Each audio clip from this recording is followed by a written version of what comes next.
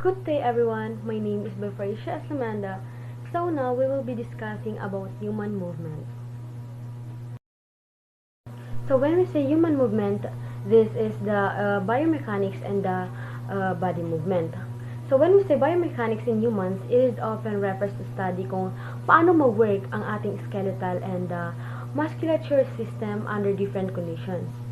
Kumbaga, pinag-aaralan dito kung paano mag-work together, mag-connect or mag-interact ang ating muscles, bones, and ligaments para makaproduce tayo ng movement or motion.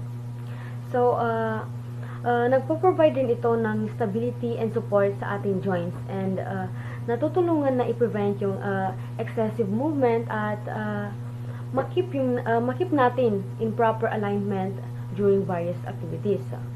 So, including the structural aspects of muscles and bones, pati na rin yung functions nito in movement. So, ang biomechanics has many applications sa iba't ibang fields, including sports science and physical therapy. So, ayan. Actually, yung movement towards the midline of the body ay tinatawag nating adduction, while yung movements away from the midline ay tinatawag naman natin na abduction. So, the circumduction na may nai-involve dito yung circular movement at yung joint and body segment na kung saan ay specific part or section of the human body ay nagmo-move sa, halimbawa for example, yung arm, leg, trunk, head, or any other anatomical division, and dahil ito sa combination ng flexion, extensions, abduction, and adduction. So, dito naman sa body movements are described in relation to the anatomical position of the body. Yes, that's correct. Kumbaga, yung anatomical position ay nagsiserve siya as a reference point for describing body movements. And yung skeletal system naman ay nagpo-provide ng structural framework, support, and protection for the body for these movements. So, ayan, sa madaling salita, ang human movements ay tumutukoy siya sa iba't ibang paraan kung paano gumagalaw ang ating katawan tulad ng walking, running, jumping, or dancing. It involves the coordination of muscles, bones, and joints to perform activities or actions. So, that's all. Thank you.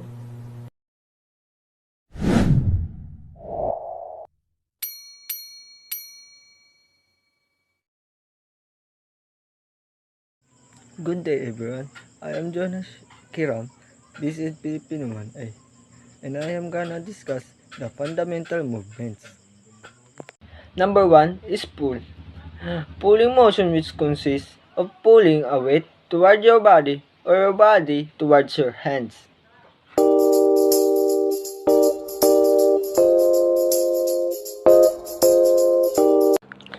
Exercising the pull movements will help increasing strength and allow you to do all pull activities with less chance of getting injured.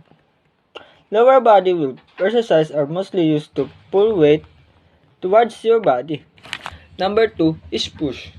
Pushing is the opposite of pull.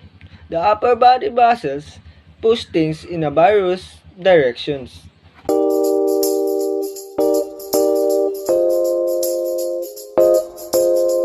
Number 3 is squat. Squat is considered to be the most complex movement. The human body is capable of squat targets glutes, core, quadricep, and to a slight degree, and the hamstring muscles.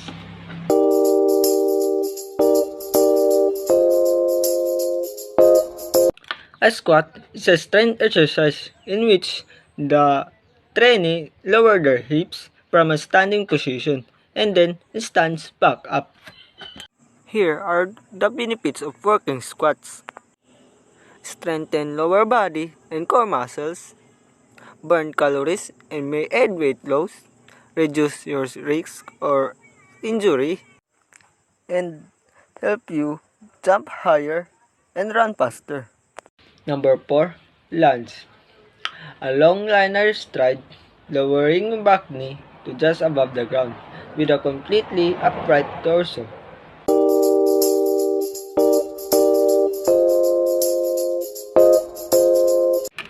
Lunges are quite effective in this term of strengthening legs and buttocks. Tinatarget ng legs ang malaking grupo ng ating karamdam ng ating lower body. Number 5, inch. It can be performed body weight or in dozen of other variation, including the deadlift, bend to extend movement, work on your glutes, hamstring, and lower back.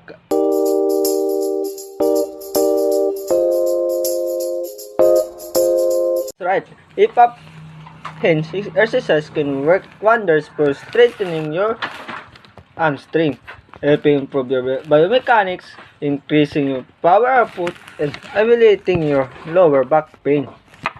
Number 6, rotation.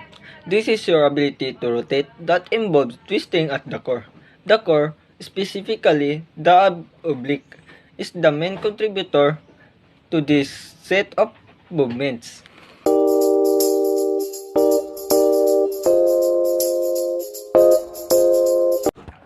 Twist penetrate deep into the body, stimulating the organs of the abdominal region. Ang isa sa pinakamahalagang organs na nakikinabang sa mga twist ay ang digestive system.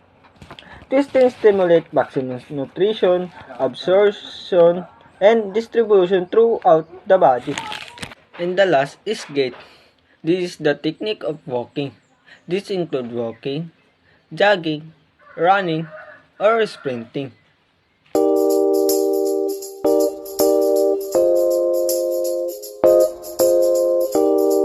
Gait can cause other problems that you might not even realize are associated, such as problems with your hips and back.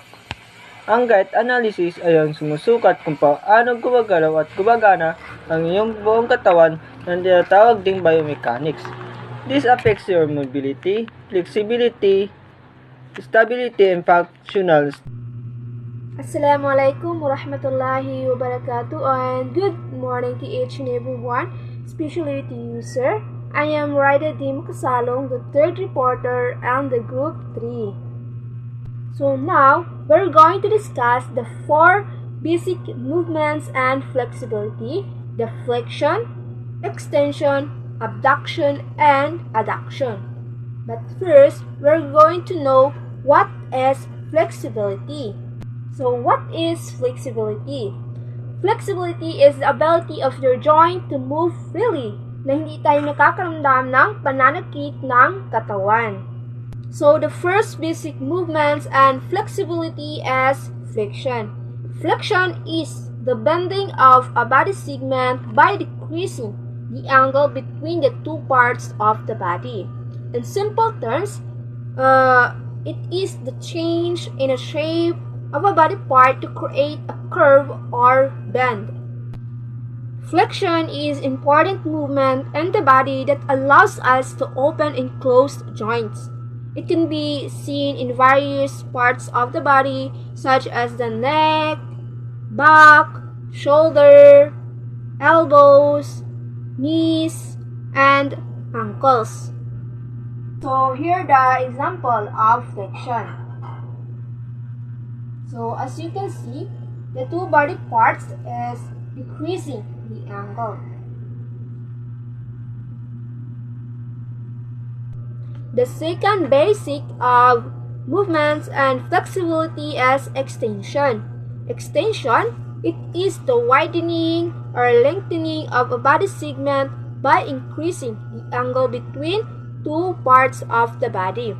In simple terms, it is stretching or strengthening of a body to make a straight or close to being straight. Extension, it is important movement in the body that allows us to expand and lengthen our joints. And it can also be seen in various parts of the body, such as the neck, back, shoulder, elbows, hips, knees, and ankle. So here the example of extension. So from the flexion, so we're going to extension, flexion, extension, flexion, extension. So the third basic movements and flexibility is abduction. Abduction is moving a limb away from the body, means palayo sa ating katawan. So here's the example of abduction. When we raise our arm away from our body, and when we spread our fingers like this. So that's called an abduction. The last basic movements of flexibility is adduction. Adduction is moving a limb toward the body, means palapit sa ating katawan. For example of adduction is when we raise our arm towards the body, towards, and when our fingers bringing together.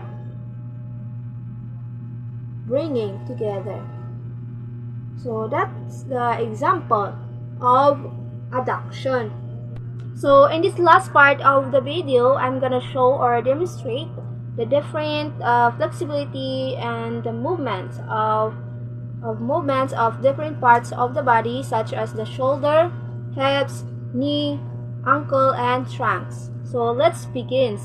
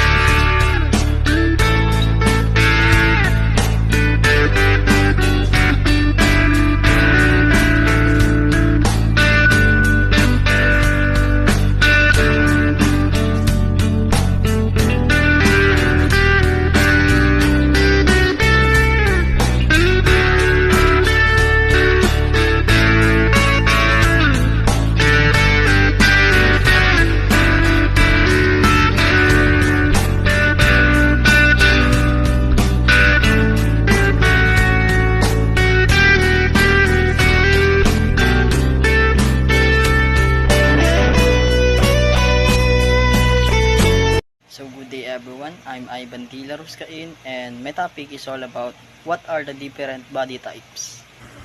Everyone has a unique combination of physical, mental, and emotional qualities. To maintain a good physical mental state, it is appropriate to say the adequate knowledge of yourself is important. Muscles are weak and thin, with the weak tendons and joints that cause of poor posture, lack of body power, and strength. Number 1 is the ectomorph person. So what is the ectomorph person? Strength. This type of body characterized with slender bodies, short trunks, arms and legs. These are long or narrow with narrow in chest, long slender neck and very little amount of fat. Muscles are weak and thin, with weak tendons and joints are the cause of poor posture, lack of body power and strength. Number 2 is the mesomorph person. The mesomorph person. It is characterized by solid muscular physique, strong, with large chest, slender waist, long torso with short but powerful leg and arms. Moderate in height and very strong in carrying weights, mesomorph person are good in events that require strength, agility, power, and endurance. Number 3 and the last is the endomorph person. The endomorph person. It is characterized by excess body fat, form distribution, lack bony, angularity, and floppy muscles. The arm, trunks, and legs look rounded face, double chin, and short neck. The hips, abdomen, thighs, buttocks, and upper arms are the fatty pads, while the chest of an endomorphic man tends to be like breasts of a woman. So if you are an endomorphic person, you must exercise frequently. Assalamualaikum warahmatullahi wabarakatuh. I am Jinabay F. Kettle and today I'm going to discuss the components of the body that cause human being to move. So, paano nga ba tayo nakakapag-move? Like this. Like this. So we have here one of the components of the body, that's why we can able to move, and that is skeletal system. So what this skeletal system means? Skeletal system is the body system composed of bones, cartilages, ligaments, and other tissues that perform essential function for the human body. So why it is essential function for the human body? So firstly, we have here bone tissue. So it is a hard, dense connective tissue that forms most of the adult skeleton, the internal support structure of the body. So yung bones, siya yung nagbibigay support sa ating katawan internally. Siya yung nagbibigay ng lakas. Siya yung dahilan, that's why we can able to move. Siya yung nagbibigay rin ng stability. And more importantly, siya yung nagbibigay ng shape sa ating katawan. Siya yung dahilan kung bakit maganda tingnan ang katawan ng isang tao. So another one is the cartilages. It is a semi-rigid form of connective tissue, provide flexibility and smooth surfaces for movement. So, nagpo-provide siya ng flexibility. As you can see in the picture, yung white na parang bilog sa tabi ng bone, so yan yung cartilage and responsible siya kapag kailangan natin ng flexibility. So, another one is the ligaments. It is composed of dense connective tissue surround these joints, tying skeletal elements together. So, ang ligaments naman is siya yung nag-hold ng skeletal elements, and because of that, it provide stability sa movement ng isang tao. Kaya tayo nakaka-move with stability, hindi tayo natutumba, hindi tayo matamlay tingnan pag naglalakad tayo. It is because matibay yung katawan natin dahil hinuhold siya ng ligaments. That is ligaments. That is the function of ligaments. So next, skeleton provide a strong internal framework that supports the body and protection for vital organs. So again, napakahalaga ng gampanin ng skeletal system sa movement ng isang tao. So could you imagine if we do not have a skeletal system? We don't have a bones, joints, cartilages, and ligaments. Diba, we cannot produce movements. Ang pangit nating tingnan dahil walang shape ang ating katawan. So, napakahalaga ng skeletal system. Although the nervous system is our body's command center, kumbaga siya yung nag-uutos kung ano yung gagawin ng isang tao, but then again, we cannot able to do that if we do not have a skeletal system, because our nervous system is the command center, siya yung dahilan kung bakit tayo nag-move, then yung skeletal system naman is siya yung nag-move, siya yung nag-actions, siya yung mismong gumagalaw, gumagawa ng actions. So that's why it is very important. And now, let's proceed to the functions of the skeletal system. So we have here physiological functions and structural functions. So when we say physiological functions, is ito na yung napoprovide niya or pinaprocess niya within our body. And on the other hand, structural functions is ito na yung napoprovide niya or nagagawa niya physically. So physiological functions, number 1, it provide a site for blood formation. Number 2, serves as a storehouse for calcium, which are essential for nerve condition, blood clotting, and energy formation. Number 3, plays a role in our immune function. Number 4, stores and releases minerals and fats. And structural functions, number 1, gives support to the body. Number 2, protects the delicate organs in the body. Number 3, bones are rigid lever of locomotion. And number 4, it provides framework and shape to the body. So now, let's proceed to the two groups of the skeletal system, which are the appendicular skeleton and the axial skeleton. So appendicular skeleton is composed of the upper extremity and the lower extremity. So as you can see in the picture that has color red, it includes shoulder, arm, hand, leg, and foot. And on the other side, the color blue, which is the axial skeleton, is composed of the skull, ribs, trunk, vertebral column, and pelvic. So these two groups of skeletal system provides us support, movement, protection, blood formation, and storage. So again and again, skeletal system is very important components of the body for us to produce movements, for us to do necessary things that human can do. So because of without skeletal system, we cannot able to do everything that we want. So we should thank Allah for having our skeletal system. Take note of that. So that's all. Thank you and Assalamu alaikum warahmatullahi wabarakatuh.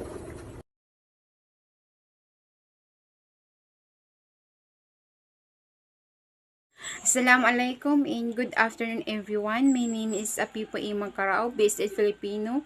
And now we are going to discuss about the muscle-produced movement. What is muscle-produced movement? Muscles-produced movement. Muscles and movement construct when you work. Ibig sabihin, kapag ang isang tao ay nag-workout or may ginagawa siyang physical activities, ang kanyang mga muscles and movement is nag-construct or namo-move when they are work. If a muscles construct to create some movement, ibig sabihin, kapag ang ating mga muscles is nag-construct para mag-create ng some movement, ay ang nangyayari ay nakakalikha ito ng mga some forces at ang mga some forces na yun ay natitransfer into tendons. At ano nga ba talaga ang tendons? Ang tendons, ito yung mga cord of strong. At ang tendons naman is natitransfer into other parts of our body. Kaya yun ang nagiging dahilan kung bakit natin nagagawa yung mga gusto natin. Kasi just imagine, from forces to tendons to other parts of our body. Kaya yun ang nagiging dahilan kung bakit natin nagkakayang buhatin yung mga mabibigat na bagay. Next is, the smallest construct unit of the muscle cell is sarcomere. This is composed of two types of muscle protein called actin. Ibig sabihin, ang pinakamaliit na unit ng ating muscles na nag-construct ay yung tinatawag nating sarcomere. At ang sarcomere ay, ito ay binubuo ng dalawang uri ng muscle protein at ito ay tinatawag na actin. However, the bicep curl, the primary movers, brachioradialis is a group of muscles. Ibig sabihin, ang bicep curl and primary movers, brachioradialis ay isang grupo ng ating muscles under forearm that flexes the forearm at the part of the elbow. And next paragraph is, it also capable of both pronation and supination depending on the position forearm. Ibig sabihin, pag sinabi natin forearm pronation, ito yung pag-rotate ng palabas at pababa. At while forearm supination, ito yung pag-rotate ng papasok at pataas. Assalamualaikum warahmatullahi ta'ala wabarakatuhu. I am Norain Kalgan Mangindao, and my report is all about the type of muscle in the body. So we have three types of muscle in the body: skeletal muscle, smooth muscle, and cardiac muscle. So first is skeletal muscle. So what is skeletal muscle? So it is voluntary muscle attached to bone of skeleton. So ito yung responsable sa ating katawan na nagbibigay sa atin ng malayang pagkilos at nakakagalaw tayo sa ating paligid, tulad ng ating paglalakad at paggawa ng mga gawaing bahay at marami pang mga galaw na ating ginagawa. So, ang skeletal muscle din ay tumutulong sa atin na mapanatili ang tamang postura ng ating katawan at pagsuporta sa ating mga buto. So, ito rin ay tumutulong sa atin na sunugin ang mga calories sa ating katawan at mapanatili ang tamang timbang at maging malusog ang ating katawan. So, napakahalaga talaga ng skeletal muscle sa ating katawan dahil hindi lamang sa ating physical na galaw, kundi pati na rin sa pananatili ng tamang timbang at kalusugan ng ating katawan. So, matatagpuan ang skeletal muscles sa iba't ibang bahagi ng ating katawan, tulad ng ating leeg, sa ating hita, at sa ating diaphragm. At marami pang bahagi ng ating katawan kung saan matatagpuan ang skeletal muscle. So, let's continue in smooth muscle. So, what is smooth muscle? So, smooth muscle is involuntary muscle allow organs like small intestine and blood vessels. So, ang smooth muscle ay matatagpuan sa loob ng iba't ibang bahagi ng ating katawan tulad ng blood vessels, no? So, hindi siya voluntarily, hindi siya katulad ng skeletal muscle dahil kusa siyang kusa siyang gumagana, kusa siyang nagpa-function kahit na hindi natin isipin. So ito rin ay responsable sa paglabas ng mga likido sa ating katawan. So, ang smooth muscle din ay responsable sa pagtulak ng mga pagkain sa ating digestive system. So, napakahalaga ng smooth muscle dahil hindi lang sa pag-function ng ating pagkain, kundi pinangangalagaan din ito ang ating mga organo. So, let's continue in cardiac muscle. So, what is cardiac muscle? So, cardiac muscle is involuntary muscle heart. So, ang cardiac muscle is ito yung pinakamahalaga sa ating katawan, lalo na sa cardiovascular system. Ang cardiac muscle ay matatagpuan sa ating puso. So, ang cardiac muscle din ay katulad din ng smooth muscle. Hindi siya voluntarily, kundi involuntarily. Siya ay automatikong gumagana kahit na hindi isipin ng utak. Ang cardiac muscle ay may mataas na antas ng endurance dahil hindi ito napapagod sa pag-function upang mapanatili ang pag-circulation ng dugo sa ating katawan. Assalamualaikum warahmatullahi ta'ala wabarakatuhu. A pleasure to teaching everyone, especially to you, Pusir Saidi. I'm Salwa Nain Mangkulan, and now we will going to discuss the muscular system and 4 types of muscle tissue properties. Muscular system. Muscles are the exert forces. Those are the major contributors to human movement. Alam niyo ba ang muscular system ay meron humigit kumulang na 600 muscles sa ating katawan. Ito ay nagbibigay hugit at bigat sa ating katawan. Ito rin ang tumutulong na makadali ng ating dugo sa pagkain, paghinga, and etc. Ano ba ang dapat gawin natin para lumakas ang ating muscles? Ugaliin natin kumain ng mayayaman sa protein at ugaliin din natin mag-exercise sa araw-araw. And lastly, take a rest. And next, muscles tissue properties. And now we will going to discuss 4 types of muscle tissues properties. Muscle cells can so they have the ability to be excited by the nervous system, and once they are excited, they are stimulated, and then a series of the biochemical reaction will occurs within the cells that causes into a contract. And of course, that leads us to our next properties, which is constructibility. Constructibility is the ability to a muscle to generate tension and shorten when it receives sufficient stimulation.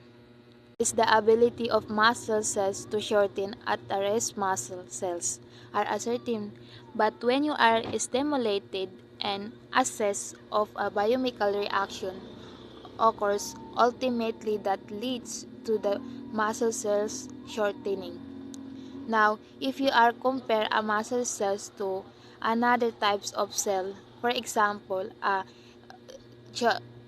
chondritis or an adipocytes, even if that adipocytes or the chondrocytes was extable, which is not, it would need to have the intracellular structures to shorten. And those cells do not muscle cells have the ability to contract because they have the intracellular anatomy to do so. And now we will going to proceed the extensibility. Extensibility is the muscle's ability to lengthen or stretch beyond the resting length. It's the ability of all muscle cells to stretch beyond their normal resting. Muscle cells can stretch, and that will become a very important when you talk about the cardiovascular system in psychology. Especially a cardiac muscle tissue cells can its ability to stretch, which causes a phenomenon called reload. So all muscle cells can stretch. And lastly, elasticity. After you stretch a muscle cells and you release, If you remove the force, muscle cells have the ability to bounce back to their original resting length. So, this is four properties are present in a muscle tissue. They are not present in any of the other types of tissue. And that's all. Thank you po for watching and listening. I hope you guys learn small things. Assalamualaikum warahmatullahi wabarakatuh and good day everyone. I am Anisa Mama, the reporter under the Group 3. The topic assigned to me is all about the functions of muscle. So what is the functions of muscles? Skeletal muscles perform a different functions, all of which are important to the efficient movement of the human body. Skeletal muscles play a crucial role in the functioning of the human body. They are voluntary muscles that control nearly every action of a person intentionally performed. Muscles are very important to the human body. Just imagine a body without a muscles. We can encounter several problems. So let's proceed to the functions relating specifically to the human movement. First, produce movement. Second, maintain postures and positions. And last, stabilize joints. Produce movement.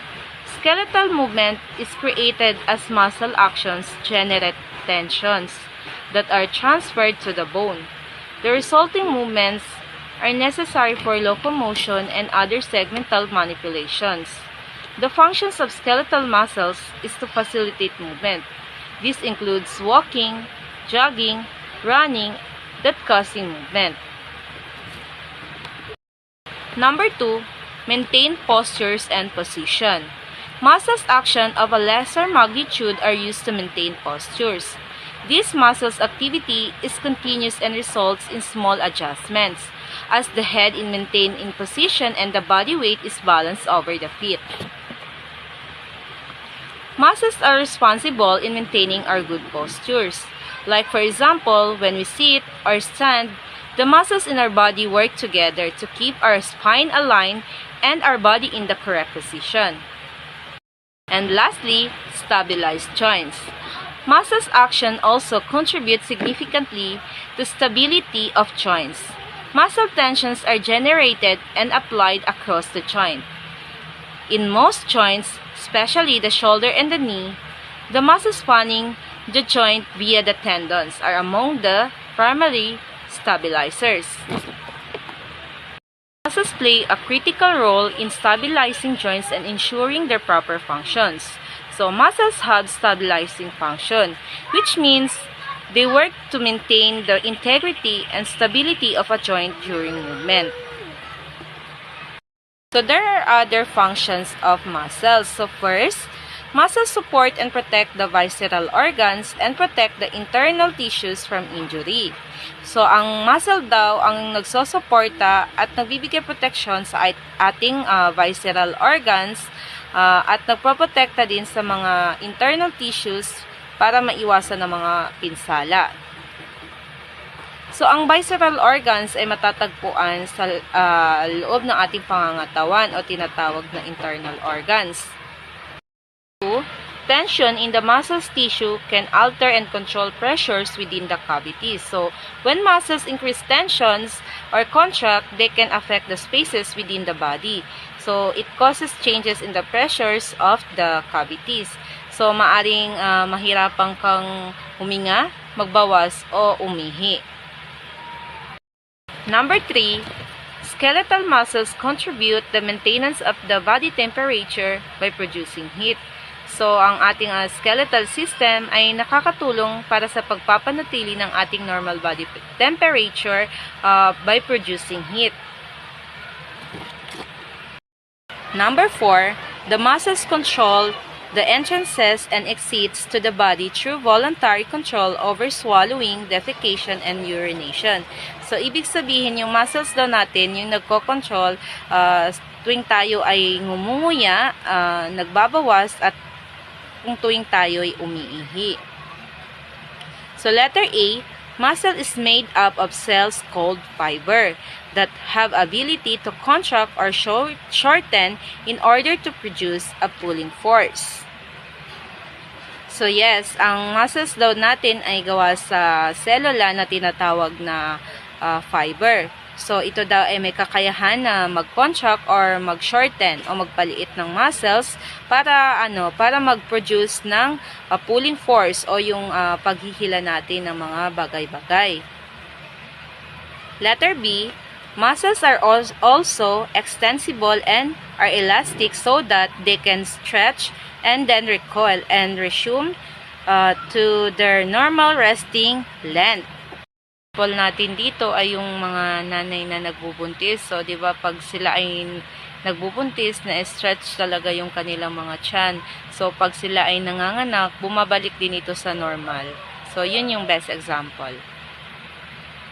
Letter C, muscles are also electrically excitable so that they can be stimulated to contract by nerve impulse.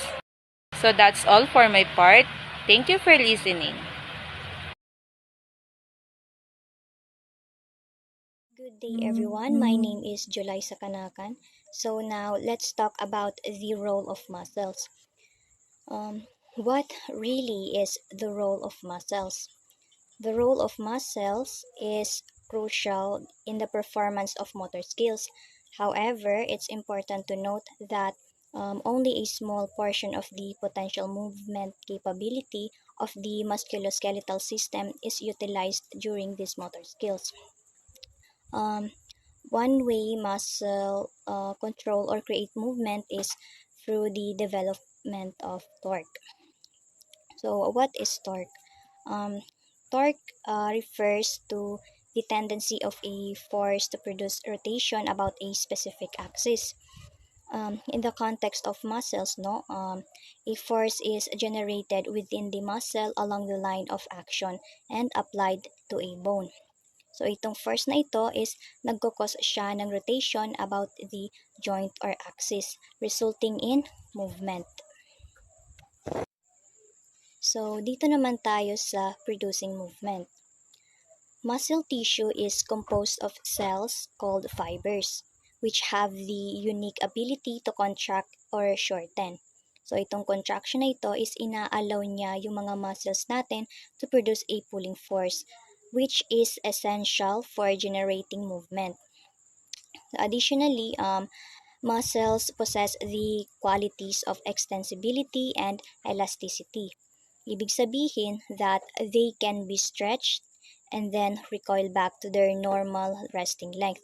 So, itong elasticity of muscles is ini-enable niya na ma-absorb at ma-store yung energy, which can be released to produce a more forceful contraction.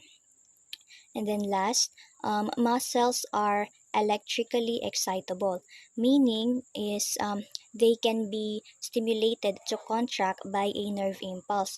So, itong electrical stimulation is tinitrigger niya yung contraction of muscles fibers, ultimately leading to movement. So, in summary, ang muscles natin is nagpe-play talaga siya ng vital role in producing movement by contracting and generating a pulling force. They are also capable of stretching and recoiling back to their original length. And maaari ring ma-stimulate to contract by a nerve impulses.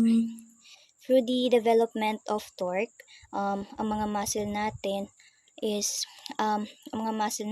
kinokontrol and nagcreate sila ng movement about a specific joint or axis. So good day everyone, my name is Bahima M. Kasan and now I will discuss about the factors influencing bone health. Number 1 is heredity. Heredity is an important determinant bone mass, BMD. This is a limiting factor on the amount of BMD an individual can attain.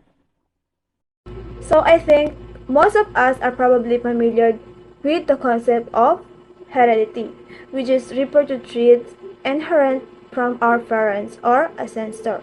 So, heredity is important factor in determining bone mass density or BMD, which is a measure of how strong or dense our bones are. So, why does heredity influence bone health?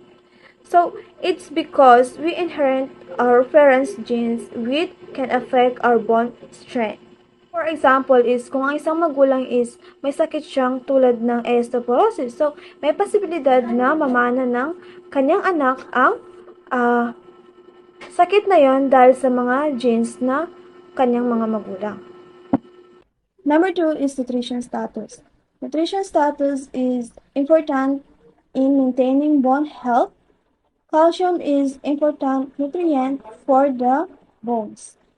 Nutrition is indeed important for maintaining bone health because bones are composed of essential nutrients needed by the body to keep them healthy. For example, calcium is a crucial required to keep our bones strong. When our body lacks calcium, other essential nutrients, it can lead to bone injuries and other bone health issues such as osteoporosis. Number 3 is hormone status. The hormone status estrogen play an important role in attaining bone mass. While the female can develop a peak bone mass than female with regular monthly period. That is true that estrogen hormone plays a significant role in maintaining bone health. Estrogen is a hormone primarily found in women. Estrogen hormone have a significant influence have health because they have maintained a proper balance in bone formation. When there's a deficiency in estrogen, it can lead to bone health issues such as bone deterioration or osteoporosis. Number 4 is activity level. Children and adolescents should participate in high-impact activity for the bone development. So, adolescents should engage in activity that promote bone development. So, for example, is participating in regular jogging or brisk walking as part of their daily job. Routine can strengthen and maintain bone health.